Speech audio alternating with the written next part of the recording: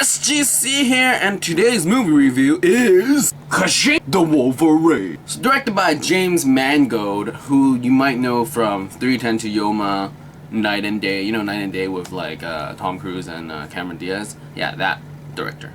So starring Hugh Jackman as the Wolverine, and then you got Hiroyuki Sanada as Shingen Yashida, Tao Okamoto as Mariko Yashida, Rila Fukushima as Yukio, Will Yoon Lee as Kunichio Harada, and also lastly Famke Janssen as Jean Grey. So the plot line pretty much takes place after X3, where Wolverine takes out Jean Grey as she's going supersonic phoenix on everybody, and then all of a sudden it's like off to the woods now, just living as a caveman sort of thing, like away from everybody and not being the Wolverine pretty much. Yet all of a sudden he gets an invitation from the Yashida company.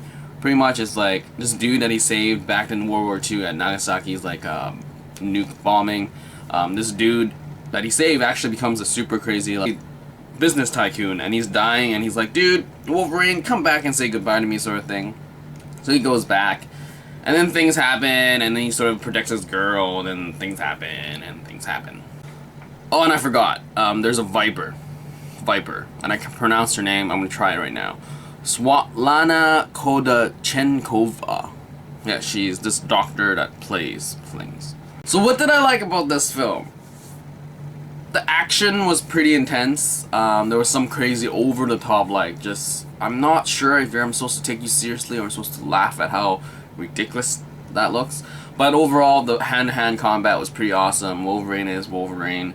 I mean, he is deadly and crazy. Though, I don't buy Jackman as Wolverine as much as I buy Downey as Stark. Because, I don't know, like, dude, Wolverine's supposed to be short and Jackman's just huge.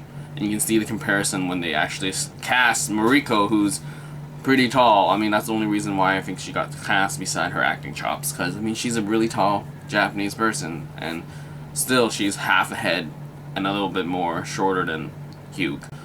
The highlight for me, pretty much, is Rila Fukushima as Yukio. Because she is hilarious. Like, the banter that she has when she first meets Wolverine was really interesting. Her, you know, just her lines were pretty great. Though, I have to say, as the story progressed, she got less and less, and I was just, like, bummed that, oh.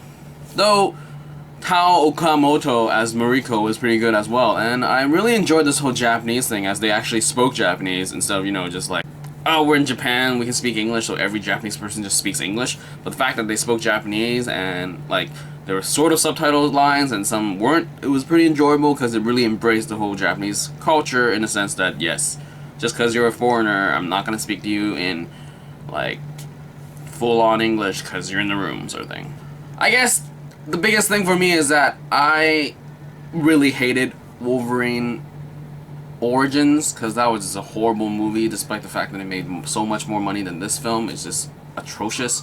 Though, I would say that maybe people are getting sick of Wolverine because this is his sixth movie. Because, I mean, X1, X2, X3, and then X-Men, and then, I guess, Days. First Class sort of had him, so he was in it. And now this one. This is his sixth installment of his so-called franchise of Wolverine Conquers All. Yeah, pretty much, I really dug the Japanese culture. That was the biggest part of me. That was the biggest part of this film that I really enjoyed. What I didn't like, Hugh Jackman, just too tall, really awkward. And things sort of dragged along a bit. Like, I think the sped up could have been a lot faster. And there was a lot of scenes that like reminisce of like different superhero films. I felt the whole bar thing and him being alone sort of totally reminded me of Iron Man and Stark when he was like off into somewhere and he met the kid. And it felt like Yukio was the kid this time around. Banter, you know, foreign wilderness thing. Then you have this crazy fight scene in the end where it's just like, walkways. What is with superhero films and walkways? So we got walkways here, fight there, Iron Man 3, crazy fight in the end, walkways, Batman beat down in Dark Knight Rises, walkways. Like, I would see it from a, like, filming perspective that, yes, walkways are a lot easier to film as you can get so much more angles and make it, like, crazy epic, but really, I hope please Thor, do not have a walkway fight. And the story itself sort of like died near the end for me. That this whole conspiracy that pops up in the middle of the film where who's actually trying to kill everybody. Near the end, I don't really buy the conclusion as in like, well, okay, so this person, this, and this person was totally good with that. I really didn't. I don't know. I got bored when it's supposed to be the climax of the film, and then also there's some interpretation of a certain character that is just way too Iron Man, just like this video, way too much Iron Man. So yeah, there isn't that some craziness. I sort of was bummed when I found out that that's how they interpreted that character, because I was expecting some craziness, because I was like, this character is awesome, and I was totally looking forward to see how they would like show him off, and that's how he is. No thanks.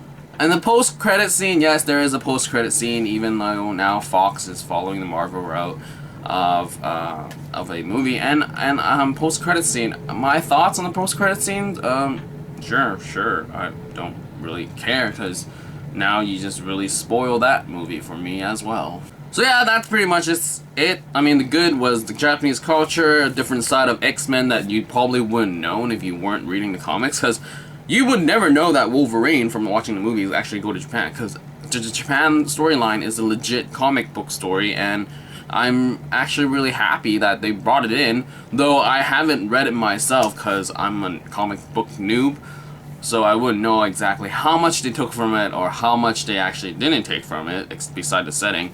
But I really enjoyed the whole Japanese culture, because Japan is awesome and cool and stuff and all that jazz. And storyline could have been a little bit better, and character interpretation were as good, and I guess the movie near the end sort of like died off for me, because the good things sort of didn't happen and become a generic like superhero film, I guess. Anyway, that is all for this movie review for the Wolverine. See ya.